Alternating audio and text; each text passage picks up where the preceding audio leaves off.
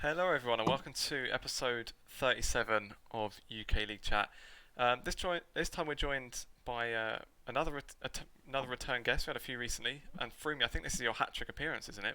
I think this is my third time, yeah. I wasn't expecting to do this today, but I'm glad I could. Yeah, no worries. Come. No, not quite soccer AM. We don't have a signed ball or anything, but Yeah, that's maybe true. we'll work something out later. But yeah, the kind of main idea for today then really is just to go over what's been going on with EU Masters.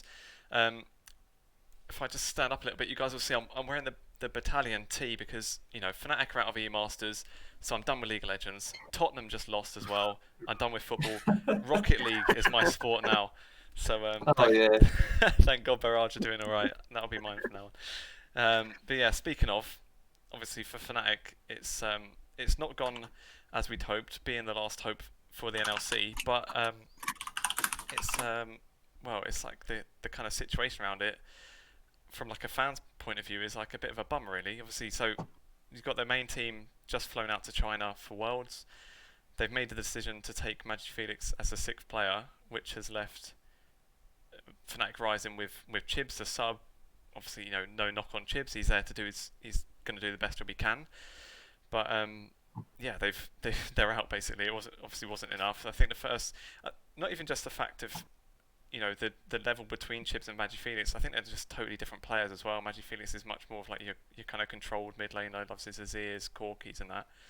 And it's just having to try and completely change for that. And it's obviously not worked.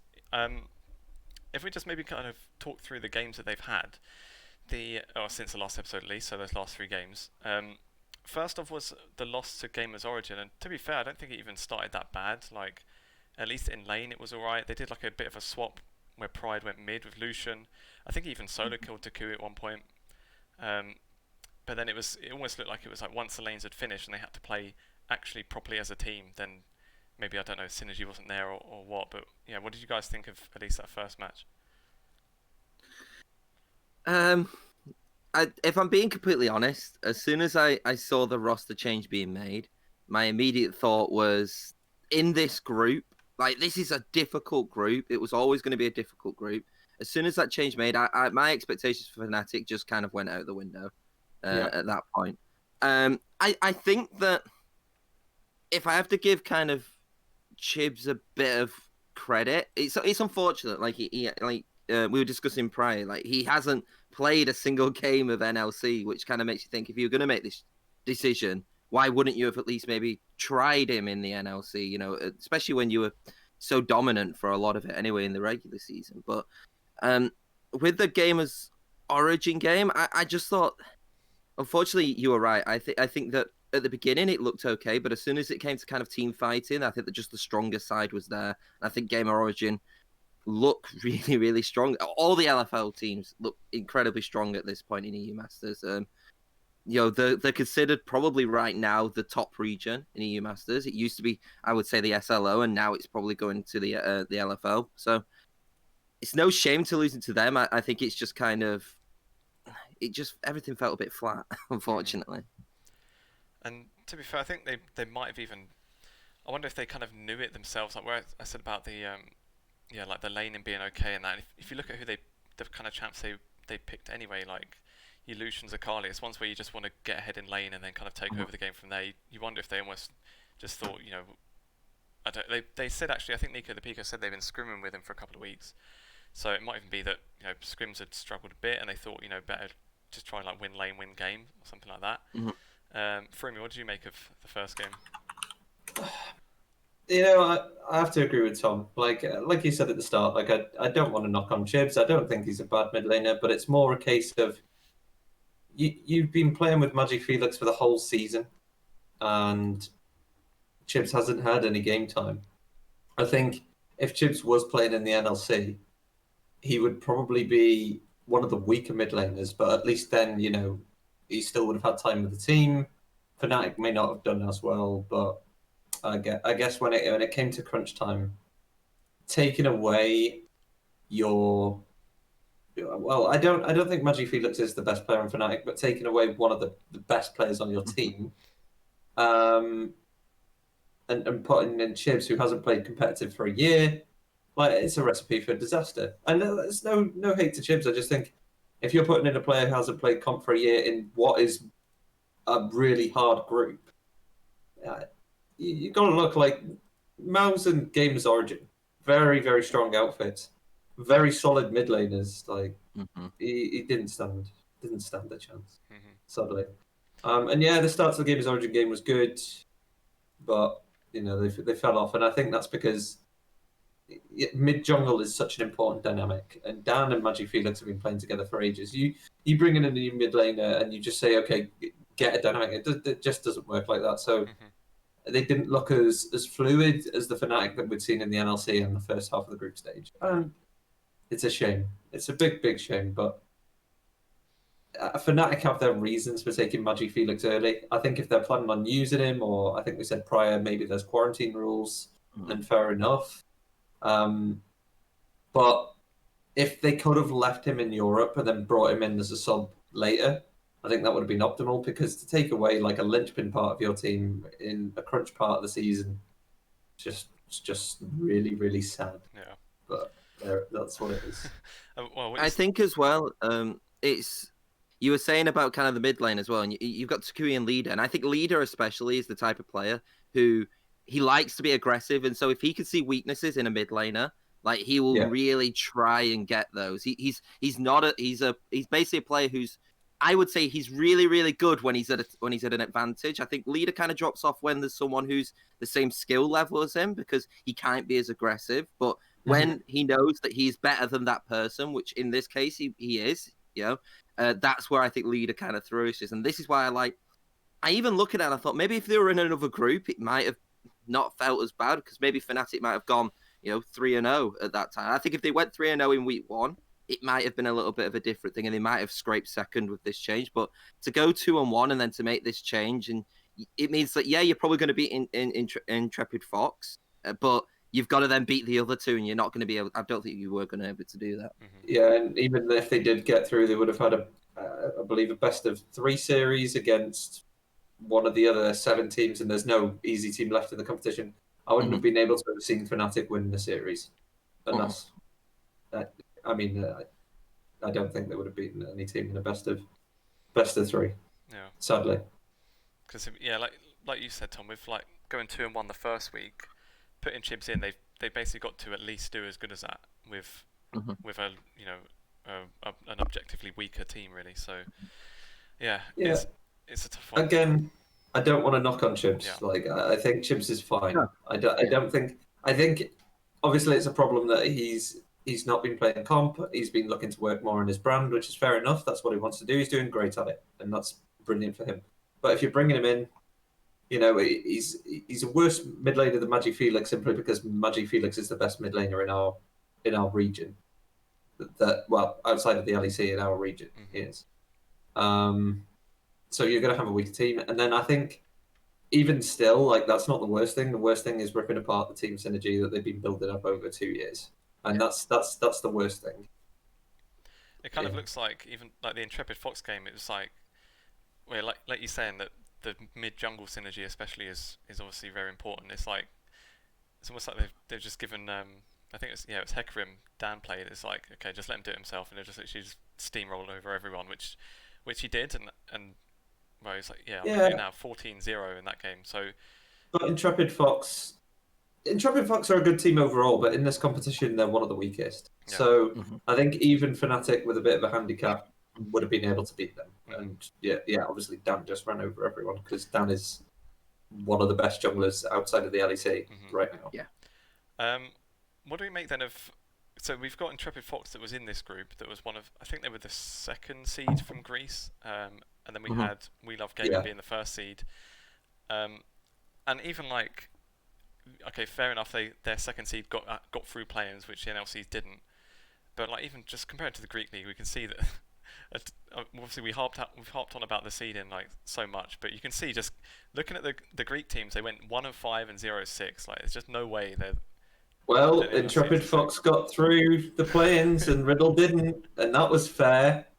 You can't blame the Intrepid Fox for kind of getting the draw which they had. Yeah. You could blame maybe the draw. I mean, in the play-ins, Group C and D in comparison to Group A and B, the way that was seeded, and it's mainly down to the way they seed the NLC teams. It was a joke.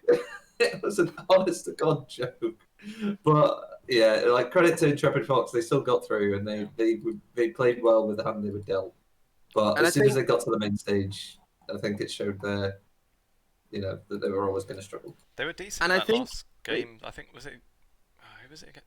Oh, I'm forgetting now. But I'm pretty sure their last game, like they weren't actually they didn't quite look like a 0-6 team. But yeah, they're obviously in what's one of the harder groups anyway. I think when you take the pressure off and they've got nothing to lose, Yeah. you see them relaxed, and they obviously play better. And yeah, I think something which is it's weird really, because we might as well kind of talk about kind of like the NLC EU Masters as a whole, considering we're probably not going to be able to speak about them following this. And it's the fact that so Fnatic obviously are out, Riddle obviously went out in play-ins, but it's interesting kind of when you look at how the groups ended up being now, and particularly when you look at Riddle. So Riddle had Gamer Legion in their group, and then they lost to LDLC. Both of those teams have then made it into the knockouts through this situation, I believe now. So that kind of shows kind of the strength of schedule which they had to go through. You kind of then have Fnatic Rising, who for the second half, and it was their fault. Like I'm not laying any blame out of them, but they did then play a sub mid laner into them the second half of that season. It kind of doesn't feel as bad as what I was expecting when I got told that the NLC would not get any teams out of groups. It still sucks, but I kind of look at these reasons and I'm kind of like, well, I still think our region is strong. I just think there's been some situations which have occurred, and some have been part of the org, but some have been then just as a result of other things to do with scheduling. Everything that could have gone wrong for the NLC went wrong. They got really hard ties, but that's because of the way we're seeded now. Because even the seeding for EU Masters is a bit odd, because they don't seed people properly. They seed the region, and when you have a team like Fnatic Rising, who have done consistently well as a third seed, they've been to semi-finals in the past two, and they're calling them a third seed out of 4. Fnatic Rising, no matter what, you put them into a group, C, B, or A, they're still going to make that group into the hardest group because their seeding is off. And it's the same for Riddle. They were put into that bracket as well, and it didn't really matter. Well, I mean, if they would have been put in C or D, they would have made it. But, in A or B, it would have made them both really, really hard groups because they're a third seed. It's ridiculous, really. Fnatic shot themselves in the foot and ruined any hope for the NLC. But it's bad now because it's kind of, well, I guess Riot have manipulated the seeding to make them run hard for either NLC team. But, we're not going to get improved seeding off a rough EU Masters next season. No. Unless they change their format. But, I think that's, like the only thing that they could maybe change is if there's like a seeding change for maybe play-ins. Where there's actual seeding in play-ins, where kind of then, if we do get another play-in spot, then at least maybe we're classed as a top seed instead of it just being, we're just going to randomize all the seeds and put them all together. Because I'd like to think that EU Masters knew that was probably the wrong thing to do, especially kind of when you look at where some of these teams went in the end when they've come in. I mean, I don't know if they know what they're doing because of what they did with the seeding in the first place. So I'm gonna X to doubt that, and I think that they don't care. Yeah, I think the unfortunate thing, I think it might. Did I see you threw me in like a Twitter thread where someone has said as well, like based on how Fnatic and Riddle have done, it's like, well, then clearly you deserve that seeding then. But it's kind of like I know what you're on about. One of the LFL managers. I didn't recognise who it was, but yeah, now it's kind of in that situation now where because it's the seeding's kind of screwed, it's going to be hard to have a good. It's gonna take a while. It's gonna take a long while for the NLC to dig themselves out of this hole. Obviously we'll continue to send good teams. It's just this time, for one reason or another, obviously Fnatic, hurt us really, really badly with their decision making, which I hope it does mean that they have a better showing at Worlds for Europe's sake. But I don't see how MagiFelix going to China is going to make a big difference there. And Riddle were a solid side, but I hope that Riddle coming second pushes XL to make tough decisions about their players next season. Yes. Yeah. They have a lot of resources and they have a lot of staff. They should be making decisions where some of the old guard that they're probably emotionally attached to need to go now. I'm not going to name names because it's harsh, but I think we all know. XL should be putting forward a strong team as an academy team. So I'd like to think next season we'd get stronger teams coming out of the NLC because of that. But I also think that Fnatic will probably have a different lineup next split. Mm-hmm. Yeah, I do 100% agree. You look at players like MagiFelix, like Dan, like Xmati, who have been there for 2 years now, knocking about on Fnatic's books, and they're not going to push in and take Reckless out of their spot or push in and take Self-Made out of his spot. I could see MagiFelix maybe challenging Nemesis, but that all comes down to how they perform at Worlds. Maybe that's why they brought MagiFelix, because he's not far off first team. But Dan, if I was Dan now, coming off the back of that decision, I mean, I bet he's got to be angry at the decision because it's ruined his tournament and his prize money and his seeding and his CV. If I was Dan, I'd be looking to move on. Like, I'm sure there's plenty of LEC orgs that would trial him. I'm sure there's plenty of LCS orgs that could take him because they're always looking for jungle talent to take from Europe, and Dan is solid. Xmati, maybe I could see him staying. Bravado and Pride, I could see staying. They've only been there for a year. But Dan and MagiFelix, their time on the academy team, at least I hope from their perspective, is finished, and they want to move on to the next level in their careers. Because replacing those two players is going to be very difficult. Mm-hmm. Could you even see Dan going to XL, like being a team that has always looked more willing to promote? What, the main team or the academy team? The academy. I think I would see him in the main team. Well, that's a side grade, and then he's on a worse team. Unless I mean, Dan is better than Taxa. I think we all know that. I think if it'd be moving sideways, yeah, he'd have more of a chance to promote. And to be honest, I think Dan is a better jungler than Cadril, from what I've seen. Maybe, I don't know. I wouldn't be surprised if they brought. I mean, Dan's on brand. He's a UK jungler. Maybe XL should take a punt on putting him in the main team. I certainly hope that LEC orgs are going to trial Dan because he's really good. I've spoken to him a couple of times, and he knows what he's talking about.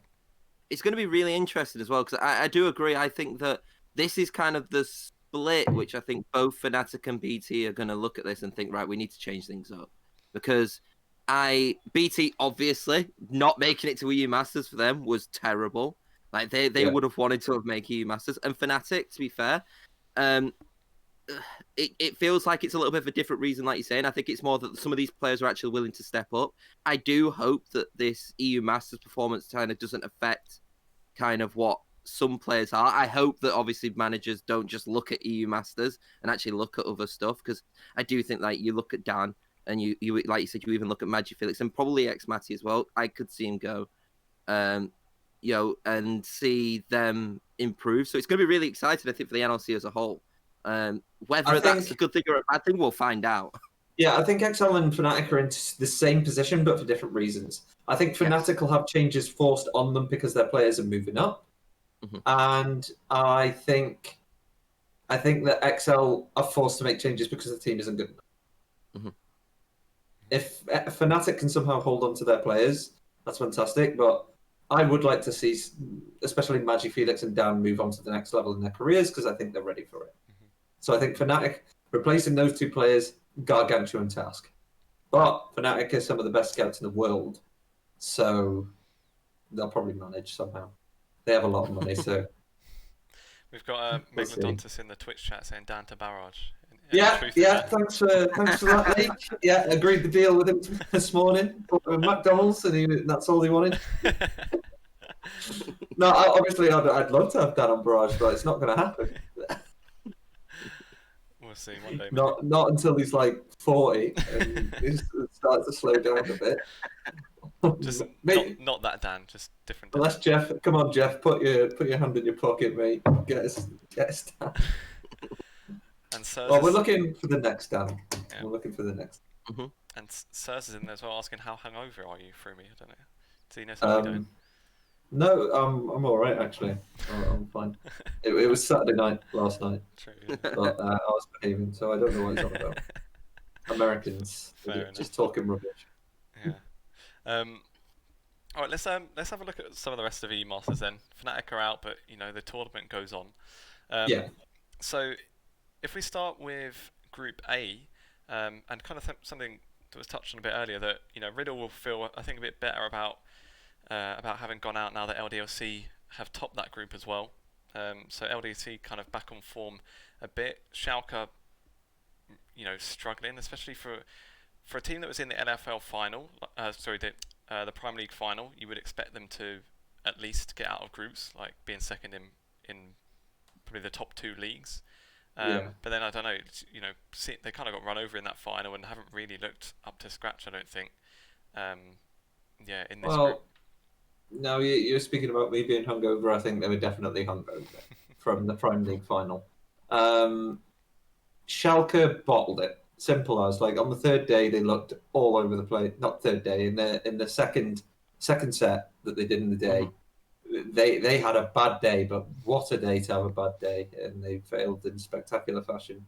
And Schalke, like over the course of the year, have been such a solid academy team. Like they went on a huge run in spring of not being defeated, and they were looking really, really good coming into the tournament. And then they lost the final against Maus, and I think that didn't really leave them because you know, we didn't quite have the same miracle run effect in the academy team as the main team did. You look at that roster, like Nukes a lot, Inax, Certus, Lorok, Sleeping. Some of these players have LEC experience recently, young up and coming talent. Inax was at Worlds last year. Like... Oh yeah, with Unicorns, yeah, of course. Yeah, they bottled it. They had a really bad day and they bottled it. Really shows, and this is why I quite like this format, to be fair, but it shows kind of how important momentum is in kind of like when you're starting these days, because, and it's the same reason why it happens in Worlds, when a team can suddenly go from doing really well when it's kind of separated games, and then when it's suddenly like you're all playing it in one game, like momentum and keeping that mental kind of edge is so important. And I saw that for LDLC. Last podcast I was super critical of LDLC. I was kind of like, I don't see why LDLC were doing that bad. I didn't think they were doing that great at all. They then quickly turned it around, I think, in this set. Did they go 3-0? I think they went 3-0 in total, I think, on the final day. And then the opposite kind of was with Schalke, and I just thought they just don't look a side which is in it. And if you're not mentally prepared on that day, it's hard, especially when you've got like a team like Kick, especially there as well, who, you know, look again like a side where I think a lot of people think, is this going to be where it doesn't work for Kick? And they seemingly seem to keep doing it, and it's entertaining to watch them play as well. Yeah, but they've got possibly the worst tie they could have asked for. Oh, 100%. I think Maus, you've got to fancy them as tournament favourites now. Absolute bonkers roster with so much confidence as well, and you can see it. Like watching Prime League, like clinical, aggressive, seasoned players. I like Kick. I think Kick is solid, and I think Kick could go far in this tournament if they were against almost anyone else. I think, and just to like briefly, like I know we talked about Fnatic and Group D, but I do want to shout out Obsess. I think Obsess has been absolutely ridiculous this tournament for Mouse. Yeah, and has looked a level above a lot of players in this competition, and definitely for me screams a player who should be in LEC or possibly LCS next season. He looks just so good. I've been fortunate enough to see Obsess play like in a trial, and yeah, he's brilliant. He is a quality jungler. Like he knows what he wants and he knows how to do it. It's good to listen to. Good player. If we have a look then a little bit at Group B, that was one that had the tiebreakers just finished literally like in the last hour or so. And firstly, it was between Movistar Riders and Gamer Legion to see who actually got through the group Yeah. before we had the kind of the first seed. Gamer Legion kind of just run them over. Like I think is only one SLO team left then, isn't it? In Vodafone Yeah. Giants Yeah. left. Yeah. which is well, not ideal for them. Obviously, Spain was like, you know, if we're talking like 2-3 years ago, was kind of the prime ERL really, but it's kind of dropped off in comparison to the Prime League and the NFL. But yeah, Prime League, like, so that's all. Oh no, that's 2 out of the 3 Prime League teams going through as well. Yeah. But then, obviously, going up against Rogue were just kind of even like a cut above that, and secured the first seed. What are their matchups like now for knockouts? So Rogue have got Misfits, and then GL have Giants. Vodafone Giants. I mean, like Ago managed to win this group, and I feel like got a worse draw out of it because I think that Ago Rogue look, to be fair, one of the cleaner sides in EU Masters. Actually, I don't think they've not. It's hard to say their team's not blown me away, but because they have performed really well. But I feel like when if I was like a betting man, I'd bet on Ago Rogue because they feel like they can consistently pull out a game and can do it really well. And I think it's going to be really interesting for them. I think Gamer Legion, I'm a little bit less confident on. I always get this kind of, it's the opposite of what I feel with Ago Road. I feel like Gamer Legion sometimes can be really good, and then I look at them in some other games and I'm like, oh, I'm not too sure about this side. So it's 2 interesting sides to go into, I think. I'd put my money on Gamer Legion against Giants. For me, Really? I think, yeah, I really like Gamer Legion. I've been watching them throughout the year, and I mean, obviously I think their bot lane is class. I think Wisdom and Tiana together have been fantastic, and I think the top lane matchup, I think Phones is better than the Antonio. I think Llama Bear probably wins the jungle matchup. Both mid laners are quite good, Pretty and Knight. But I'd say Gamer Legion probably should take it, maybe 2-1, but it is a close matchup. Mhm. But if I had to, I'd say Gamer Legion. And you think even maybe just like the Hyana's chat pool must make it really weird to It's a try headache, yeah. try and prep for them. Like it's not going to be like any other team. Like still, like say, I don't remember which game he was playing. Velkoz's ADC, which is obviously one of his picks, and Heimerdinger and whatnot. So yeah, even just that, and you think in like a best of, it could make it easier or harder because the team could maybe just sort of get used to drafting against them over the few games, but then at the same time there's even more stuff that they can pull out throughout a series. They don't have to just try and pick out one odd thing to win one odd match like they would necessarily in best of ones. But yeah, I think if GL do beat Giants, I think it establishes that the SLO has definitely fallen off from what it was, which is what a lot of us talk about at the minute is who's the strongest region. I'd say Germany and France have surpassed Spain now. And I'd say Spain has struggled ever since the new import rules where you can't just bring people to the country and say, hey, these guys count now. They've got to have 3 Spanish residents or 3 LTR players of the SLO. And the Spanish player base is weaker than most of the other regions. So the teams that tend to do well are the ones that scramble for good players. Like the Movistar Riders jungler, Elioya, he's really good. But I don't know, I've never been a massive fan of, say, Java. But that's why we're starting to see Spain struggle now, is because of the new import rules that came in about, I don't know, 2019, I think. And yeah, they have slowly been starting to fall off. France has a very strong player base. Germany has a very strong player base. So those regions have started to creep up, and there's been a lot more put into these teams now. France, like, I'm pretty sure France get, like, I think they have a minimum that you have to pay a player of like 1.2k euros or something. So, you know, if you're French, you are instantly just getting a big paycheck if you're good enough to go in there. Doesn't Prime League get like that weird? They get like another import rule, don't they, about like LCS players that will like automatically count as German residents because obviously the LEC players, sorry, because obviously the LEC is is in Berlin. So like any player, I don't know. I think you have to have lived in the country for 3 years or had an address for 3 years. Mm-hmm. So if they have been living in Germany for 3 years, then yeah, they would count as a resident for the league. Mm-hmm. Yeah. All right. So I guess that only I think... only helps for like retirement home players then, I suppose. Mm-hmm.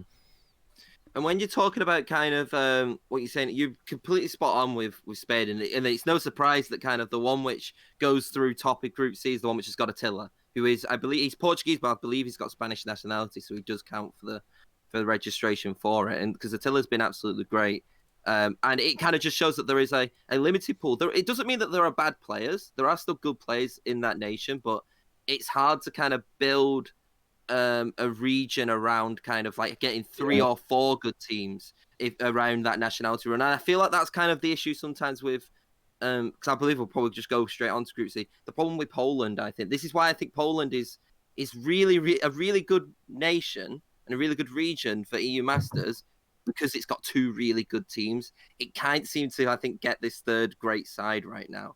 I think if there's anything which is detrimented Poland from being like a really good region, it's having this 3rd contender, because you've got Ego Road, you've got Kick, but then I look at Pompa, especially when I compare them with the other 2, there is such a gap between those 2 sides, and it's a really weird situation to see yourself in. Like, to be fair, maybe if they didn't have Wheel of Gaming in Pompa, I would see finishing bottom in a lot of the other groups. Maybe if not, well, if it was Samsung Morningstars, for example, in that group, I would say that Samsung Morningstars would have finished above Pompa. So it's really interesting to see what Group C was, because while initially I think it looks good for maybe the 3rd team to get 3rd place, like, I just don't think the strength overall is there for Poland. Poland as a region has become incredibly more top heavy, and I was always an advocate that Poland shouldn't have this 3rd seed. I think that was just given to them based off of the hype generated from Kick, the split before. Kick and Rogue are miles ahead. Like, you're spot on with what you said. They're miles ahead of every other team in the league. And Poland as a region actually got weaker in the spring to summer jump, because a lot of orgs, like Devil's One, pulled out. A lot of orgs decided they were going to put in less, and they weren't able to attract big name players like they have in the past, except for the top 2 teams. So, you know, Pompa did look good in the play-ins. Then again, they have a fairly straightforward group. But I think you're right that, you know, it's obvious that Kick and AGO are way ahead of Pompa team. What do we make of in that same group of misfits at the moment? Because I was looking at, like, the NFL obviously had that week of NFL games in between. So dumb. Yes, Honestly, it was, yeah. But in that week, they've gone like, I think they went like 3-3 or something in that week, and their overall record in the NFL, they're like literally mid-table, but had just got through that gauntlet that they had in France to get to EU Masters. Yeah. So and they've gone 1-2 on the last day as well. Do we like? Yeah. France had that cup that they had to play. Like they had the orgs had to play in that cup, which conflicted with the start of the season. So the start of the season got pushed way further back, and it was the latest starting league, and it's still going on now.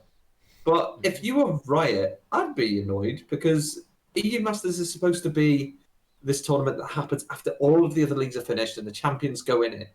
But what they've done is they've taken like the halfway mark of the season, said, all right, these are the top 4 teams. We'll just put these into a competition, and whoever gets the seeds gets the seeds. What? It goes against what EU Masters is. You want the champions in there. Mm-hmm. And now you've got a team like Easy Dreams who are flirting with winning the LFL, and because they had a rough start to the season, they don't get to play in it. It's wrong. It is wrong. But the issue is, though, as well, is that, like, if I'm Misfits Premier, and I'm not talking about the organisation, I'm talking about the players, Like, I'm not looking too much into the LFL at this point because I feel like a lot of those players are just going to focus a lot on EU Masters and maybe even use, like, I would guess, some of the LFL to try things of what potentially could do in EU Masters. So is the competition even, like, the best teams, in my opinion, in France competing against each other? Or is it going to be some sides which are going to be... There's three of these teams are in EU Masters in that LFL. And so it's going to be really difficult, I think, for them to be, like, oh, we'll do this season, and then we'll also have EU Masters. Because at the end of the day, apart from prize money, obviously, and stuff like that, a lot of these players' dreams is to try and make it in EU Masters. I wonder if there's going to be kind of a priority situation between the two. So No, I'm not talking I about from an don't org think so. perspective, definitely a player perspective, though.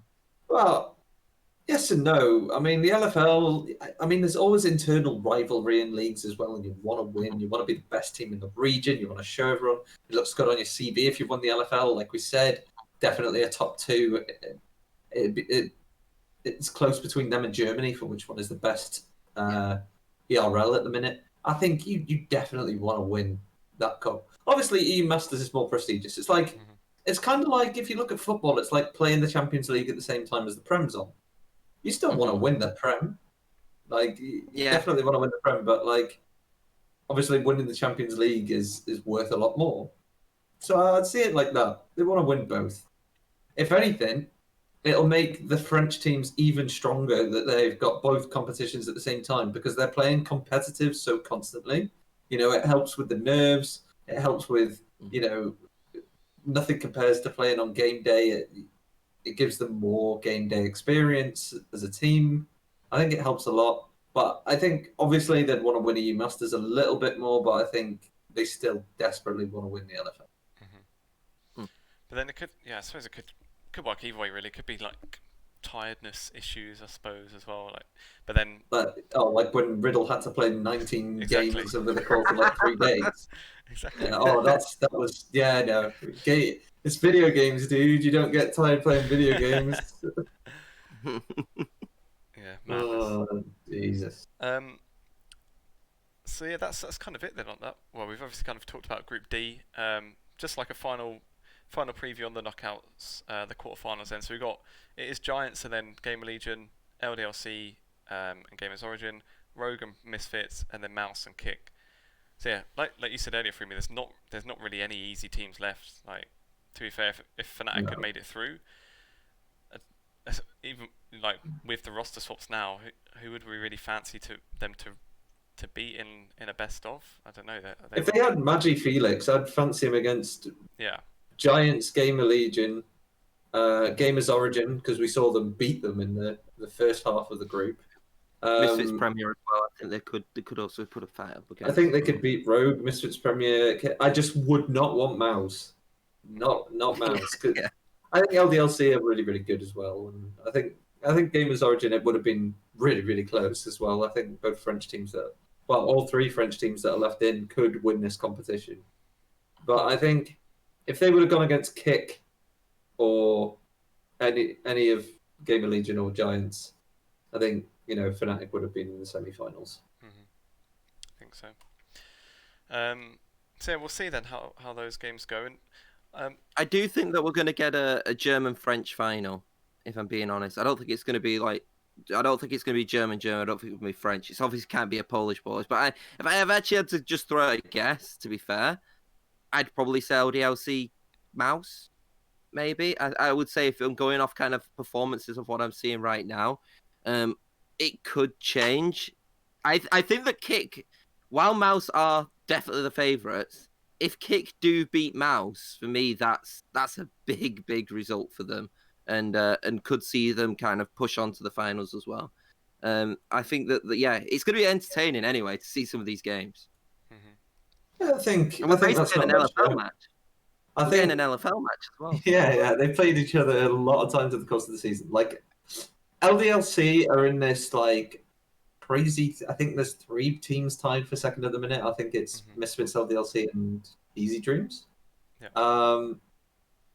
Geo had a really, really good start to the season, and that's kept them in the top spot. But yeah, I think either team could come away with a win there. They played each other so many times; they must know each other quite well now. Obviously, both teams have insanely good players. I've worked with XD Smiley before. I know, like he's a good player and he's a good motivator. But then you have Tinks on LDLC, who I think is also a jungler who's ready to make a step up to the big time. So many good junglers. It's ridiculous in EU Masters this season. Yeah, I'd say there's like a 90% chance of a French team being in the final. Maus are a good shout to go to the final, but like you said, I don't think it's an easy route. I don't think anyone has an easy route to the final. You know, we're in the last 8 of the biggest competition outside of the LEC in Europe. You would expect at this point that all of the teams are decent. The ERLs are filled with so many good teams, and these are like I've scrimmed some of these, and they are brutal. They are really, really good teams. I agree. But you said it was the biggest tournament outside of the LEC. That's until the NLC Fall Open starts next month as well. Well, that's the only competition going, isn't it? The Fall Open. So that was Yeah. that was something I wanted to Georgia touch on. Champions rebranded. Yeah, Here exactly. we go. That's what I was going to say. The spiritual successor. I was Yeah. quite glad to see it though. I liked Forge of Champions. Yeah, I was and very glad. one thing I think it might have even been sometime when we'd spoken to you about it, Froomie, about how Forge of Champions was a bit of an issue that orgs had to pay like an extra month to players for this tournament that no one was necessarily that bothered about. I suppose it kind of deals with that. Like I think they said there's like 10 teams been invited from the NLC regions. I'm not going to sugarcoat it. I'm not a fan of the way they've invited teams. I feel as Barrage, and I'm sure a lot of the other NLC orgs do, to invite, and I'm not knocking on any of the teams, but let's use Envision as an example because it's our home region, right? Envision have been given a free pass to the main stage. And we as Barrage, who came like top end of the NLC, have been told we have to qualify. I think that is a slap in the face, and I think that is punishing us for being in a bigger league. Which is wrong. I thought they'd done it where it's the top 10 performing like NLC sides. And have they not said which ones? Have I linked that? No, I've seen Envision say that they're in it, but I don't think I'd seen it. It's the winner of Iceland, the winner of Sweden, Denmark, UK, Finland, and the other one, Norway. They've all been invited. And I think from the promotion relegation tournament, I know Eminem looked good since revitalizing, but you also had Singularity who kept the faith with their roster. And Cova and Granite, well, Granite didn't come close, and Cova missed out against, I'd say Singularity overall. I really, really liked her, but I think Singularity were probably the worst team overall in the competition in the NLC. And they didn't come close. So you've invited 10 teams, the 6 teams that are worse than any team in the NLC, just to get them. I understand it. They want to get them involved. But if you have, I don't know, let's say you invite the top 10 NLC teams. So all of the ones bar Eminem and Singularity who are in the promo relegation tournament, which is fair. You're still going to get representation from those leagues because you're guaranteed at least 4 of them to get in. The best team from Iceland, which is, I think it's XY they're called or something like that, they're going to do terrible unless they make a lot of roster changes. But and then you're going to have some good teams missing out that deserve the spot. I think it's a weird one, but I can see why they've done it. They want representation from every region, but you have that from the NLC anyway. You even do it where it's like it's the top 4 from each of the leagues. And so maybe if you're 5th, like obviously part of me thinks that the NLC Fall Open is a good idea, was clearly not something which I think they thought of right from the beginning, because it could have been something where if they'd said this right at the beginning in the competition, that if you were finishing in the top 4, you can then go into this NLC for automatic qualification. So there is a kind of a gap between 4th and 5th then in terms of what else you can get as well, and it adds more stakes. So it does feel like they've done this and then thought, okay, well, we want to do something, which is good. I'm not disregarding the fact that I think this competition is really good. I think there's the 20. Did they say it was a €24,000 pool? I think as well, which is more than the Forge of Champions has ever been, which is always good. But it's a bit weird when you're seeing like teams come in. Yeah, because I think Forge of Champions had. The winner got like 2,300, and then onwards like that, wasn't it, or something? Well, the original Forge Champions was an actual split, wasn't it? But if we're talking about Forge Yeah. in Yeah, 2019, the actual competition itself, I believe. uh, let's have a look. Doesn't actually say what the prize pool is on here. That's a shame. Or does it? Main event. There we go. One thing I'd wondered though, because I know like especially in like the Oh yeah. like the Nordic, there's a lot of, like different Nordic leagues and things that go on sometimes during like these last few months anyway. Like I think it's like Tele League and Tele things have and done stuff. one, yeah. Yeah. So I don't know what like the player pool is going to be like. So I'd imagine most teams will obviously build new rosters for this. Well, all of our players, well, our contracts with a lot of our players have come to an end, so we'll need to put in new players. Some of them have already found like new homes. We get to put in both teams, so we will be putting in a Barrage main and a Barrage academy. Nordavin's academy team has already qualified for the main event. So what do you think they're going to do? Do you think they're going to put their academy team in, or do you think they're going to use it for their main team? I think they're going to use it for their main team personally. So they've kind of cheated the system, although it's probably fair. But yeah, It had a 10,000 pool, according to the LVP's website. So it's actually probably there was two of them though, as well, because there was yes, Spring Guns. yeah, that's true. Yeah. But yeah, what you said at the start when you were like, Forge Champions made us keep our players signed for longer and cost us a lot more. That is true. Yeah, that was a pain. Mainly because we were really, really poor in 2019 as well. But yeah, so the NFL Open was announced to us after we'd finished the league. They just said, "Oh, we want to put something on for fall." And we're like, "Okay." They were just trying to get the funding for it, which they managed to. I'm glad that there's a cup competition. I enjoy a cup. I just think the way that they've invited teams is a bit baffling. I do feel punished for being in a higher league. Because when I was seeing about it, like talking about the different like subdivisions, it kind of looked to me like it was meant to be a tournament of like the academy sides and those like those kind of smaller teams from those regions. But then, like you say, if a team has their academy in it, I suppose if there's nothing stopping them from just putting their main team in there, there isn't. Then, Nordavind are the only ones in that situation, and Nordavind will put their main team in 100%. Why wouldn't you? Well, I did see though. I think I saw Cammy, the manager, was like. Yeah, because they get a second team. Oh right, of course, yeah. Yeah. True. Didn't think of that. They'll just swap. They'll just swap essentially. I think Nordavind will make changes. As I think every team will make changes. What'll be interesting to see if the academy teams bother for Fnatic and XL. I don't know if Fnatic will want to go in if they're not using MagiFelix. So I could honestly see Fnatic saying no. XL, I think their mentality will make them go in because it's a chance for them to win silverware, which they desperately need. And then they won the NeoSurf Cup. Anyway, that's a glorified community shield. It's more like Audi Cup or something, isn't it? Oh look, we just won the EFL Cup. Nice one. Good Emirates Cup. Yeah. No, that doesn't count. Yeah, I think XL need a trophy. They might go in it. Maybe they'll use it as a chance to see which like players they want to keep. But yeah, like Barrage has to make some changes for it. But I think our mentality is, you've got to balance it. Obviously, we want to do well, but it gives us a chance to look at players for spring. Like it's a no strings attached cup. Like if we do terribly, it doesn't matter. If we do well, then great.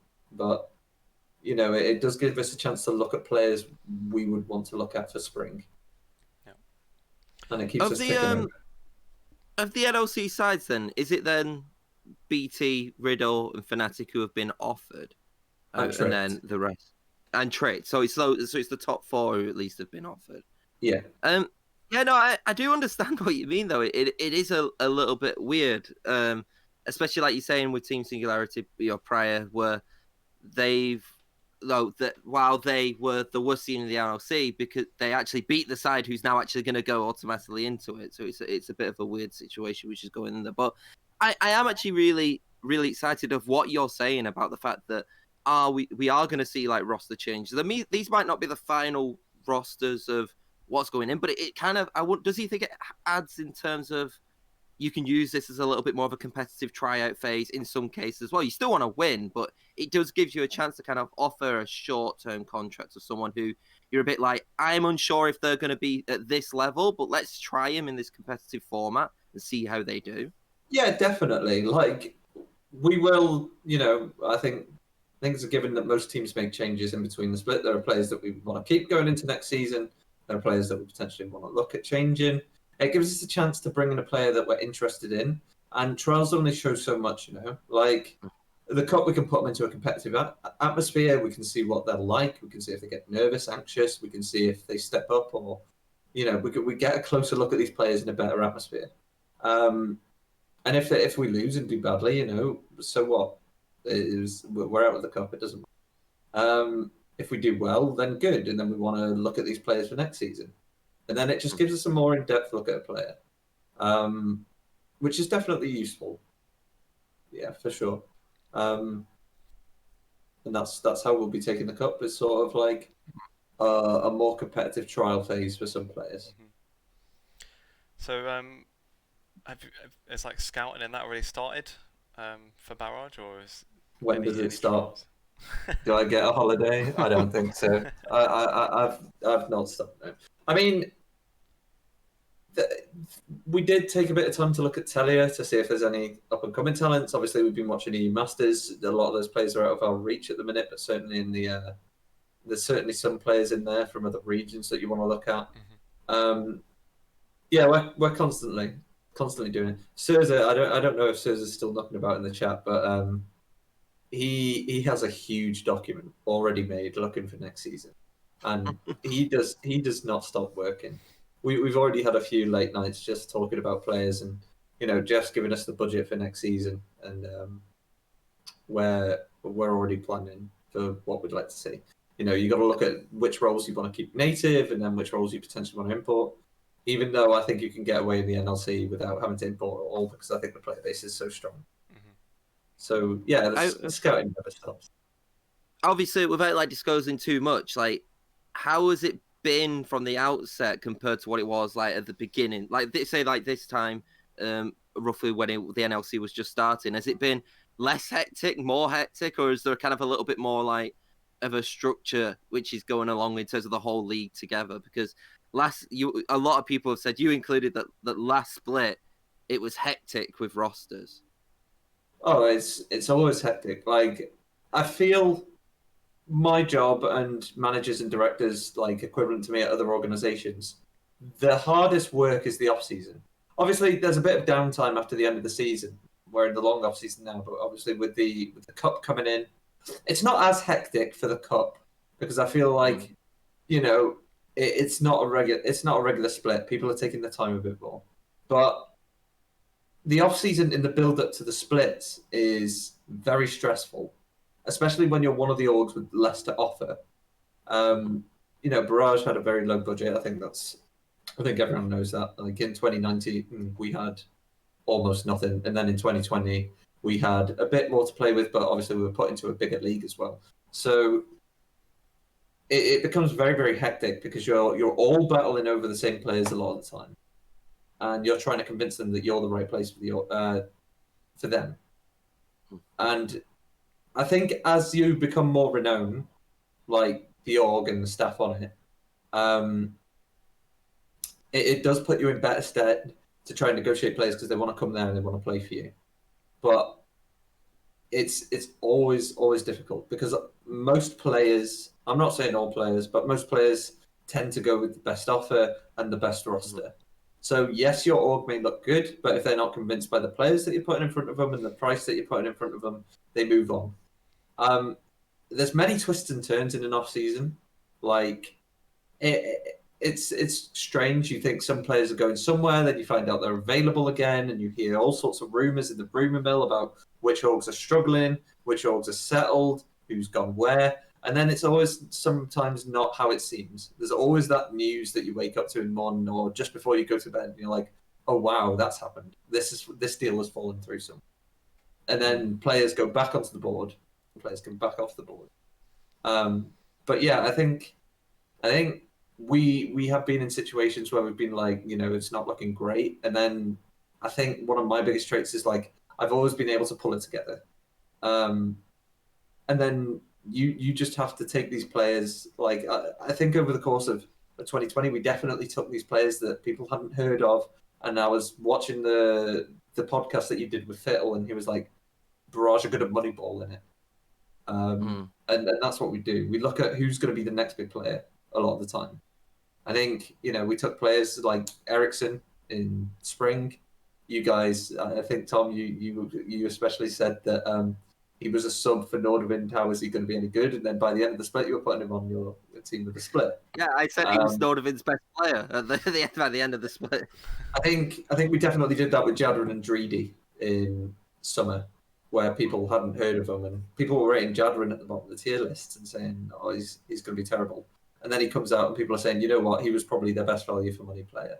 Like he did a lot for Barrage." And yeah, like I'm a big fan of Jadron.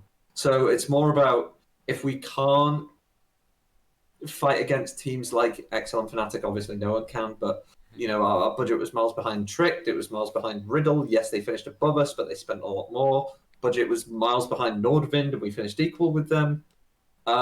It's all about finding these players that are going to be the next step up, and then we lose them the season afterward because they become everyone figures it out and then buys them. But yeah, the scouting is very important to just keep tracking players, and then it's more about getting them in a room and assessing what they're like, and obviously the performance coaching gets involved. Like Alex comes in and he looks at players. That's a very controversial one, Liam. We're not talking about that.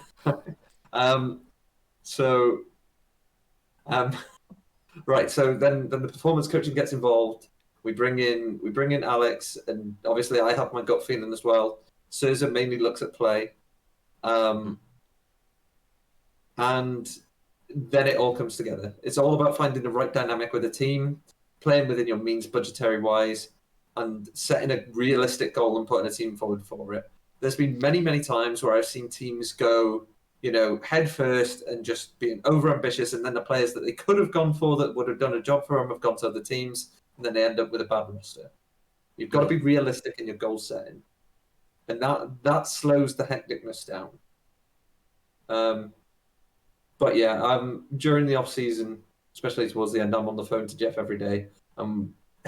The running joke is, "What's our roster today?" And what new players is it? But yeah, I think in 2020 we certainly came up well. Jeff, fair play to him. He put his hand in his pocket a bit more, and next season I'm excited at the prospect of what I've got to play with, because I think Barrage is definitely an org that's on its way up, and the reason that I don't look for opportunities in the off season is because it feels very family oriented, and I'm happy working with the staff that I'm working with. Like it takes something special for me to walk away. Like the owners class, the rest of the staff behind the scenes are class, and working with a coach like Surza, who at the moment is still with us, I'm really surprised that a bigger org, or well, I say a bigger org, like a more prominent org pushing EU Masters, especially in America, hasn't looked at Surza and gone, yeah, he's good. But we're blessed to still be working with Surza and AJ, and they make the scouting process a lot easier. Having to find a coach is the hardest thing. Having to find someone to come in to lead and teach the lads, that is the hardest role to fill. So if you ever find yourself in management and you find a coach that you really, really like, hold on to them. When I had to leave Enclave and I lost Hansen, it was very hard for me to find a coach of his caliber to work with again. And it took Barrage a whole year to find Surza, and when he leaves, it's going to be very difficult to fill that void. Anyway, I've rambled on about Barrage, but yeah. No, it's really insightful. Keep him with the same people. I mean, Torok's great as well, but I've had more success with Surza Megalodontus. So anyway, where was I? Working with the same stuff. So working with Surza, AJ, and Jeff, just makes the process a hell of a lot easier because you're already on the same page. Susan just missed what I was talking about. He's just come back in. No, Right, I understand. Because I'm not saying it again. Yeah, I did wonder if Jeff's watching. You were saying a lot of nice stuff there about him as well. Yeah, exactly. Yeah, I think it's kind of gonna be interesting as well, because I do feel like a lot of other organisations are going to take this approach of kind of it's something which I've kind of harped on about quite a lot is stability. I think that for a league to actually really grow overall, there needs to be stability in the organisations themselves, and that doesn't just mean in terms of players. It means in terms of an organisation in the background as well, because. To be fair, we are going past the point where it's kind of gone are the days where you see an organisation for one split and then that organisation's then gone because there's just either everybody's then split, owners have then gone to other projects, or quite seriously, there's just not like the money at that time in it, But now we're getting a little bit more into actually there's actually going to be some stability, I think, coming through in years to come. I think you talk about the money, and it's a classic example of money does not equal success. More money can generate more success if you've got the right people using the money. I think a clear example of that is Munster this split. Dived in head first, threw a bunch of money at the roster, couldn't make it work, and then failed. I know that there was like some off-field stuff going on, but I think that's a classic example of, regardless of your budget, you can find a way that makes it work to achieve the goals of the org. Obviously, the goal for Barrage this season was to stay up so that we can keep our spot in the league, and then next season, when we've got a bit more to play with, we go again. We overachieved. We ended up finishing in the top half. That's a lot of that is credit down to the players and the staff for working so hard, having a great dynamic. I think Munster, obviously, they finished behind us in the end. I know they beat us twice in the regular season, but they got worse as the split went on, whereas I think Barrage got better. I think that's a classic example of money doesn't fix your problems. You need to have the stability there. You need to have the right staff there. And yeah, I think obviously they were feeling beforehand, but Munster is essentially a new-ish org with different backing and different people on board. And they've really struggled to get the best out of what was a strong lineup. Definitely. One thing we've kind of gone a bit off the topic now, but I just wonder about the Fall Open. You were saying that you guys had been told about it obviously before the announcement, as you'd expect. Roughly how long was it before? Because I'd wondered like if it was any. Not too long before. I think we were told, I think it was start of the month we were told. We knew that they had ideas to do it, but they hadn't confirmed anything with us. Yeah, because I saw like the roster lock is like 4th of October, and I thought if they're mentioning like some, obviously teams have to choose if they want to go in it or not first. I thought if it's like almost less than a month to first off make the decision whether or not you want to go in it, and then you've got to start building your team. Like, it might be a bit short, but yeah, it is a short notice off season, but I think we'll see a lot of rosters where friends want to play together, because obviously if it's a no strings attached tournament and it's not really, it doesn't reflect badly on a player if they don't make it, because it's not a split, and obviously they're gonna get trials anyway. I think you'll see a lot of revitalized rosters that you've seen in the past where players want to play with their friends and just have a good time. And I think one of the key things when building a roster for the Cup is obviously we don't have enough time to trial extensively and do our performance coaching techniques, because that takes months of work. So it's going to be which players do we know personally will play well together, and then we're going to probably throw them in, because I think the teams that do well in the Cup will be the teams that have synergy there already and are of similar personality where they can have a good time. You have this honeymoon phase with rosters, and it lasts about as long as the Cup does. So there's no time for players to get together and develop as a team. The teams that do well will be the ones which know each other and have similar personalities and vibe well. And yeah.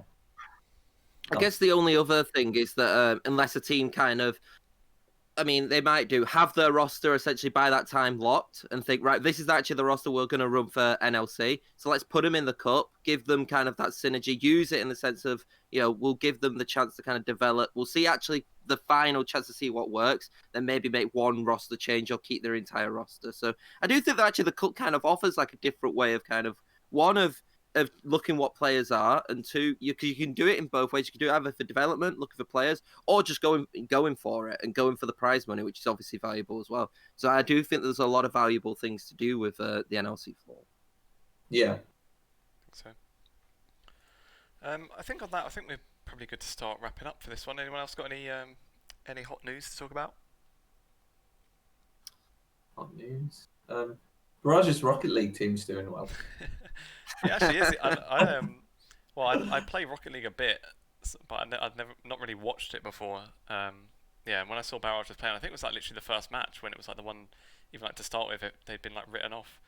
I tuned in and like the chat was going mad and everything. And, like the decent bit of following from Barrage on that, isn't there? It's caused a nice bit of traction for us, and it's nice to be a part of. I know in league sometimes like the league community can be quite volatile at times in the UK. I think there's a lot of people that just, stir things up for no reason. But the Rocket League community has been very good, and it's been nice to be.